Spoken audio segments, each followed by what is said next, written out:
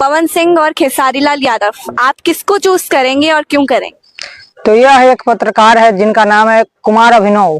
कुमार अभिनव भाई ने क्या बोले पवन सिंह के बारे में और क्या बोले खेसारी लाल के बारे में, जिस बात से विवाद हो गया और कुछ ऐसा बोल दिए पवन सिंह के बारे में जिसे सुनकर आपको भी लगेगा कि हाँ क्या कुछ बोल दिया और इसमें कितना सच्चाई है। तो चलिए मैं आपको अभी बताता हूँ कि क्या कुछ बोले हैं। तो पवन सिंह को बोलना नहीं आता? नहीं आता है।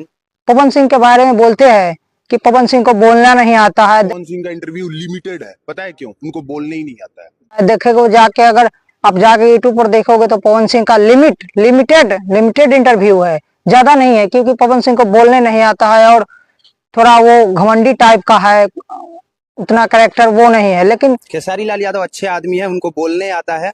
खेसारी लाल यादव को बोलने आता है और बहुत सारे खेसारी लाल के अंदर अच्छाई है। इस प्रकार से कुमार अभिनव जो एक पत्रकार है जिन्होंने बोले हैं खेसारी लाल और पवन सिंह के बारे में, तो आपको क्या लगता है कि कितना ये सच्चाई है इसमें और कितना क्या है, आप बता सकते हो?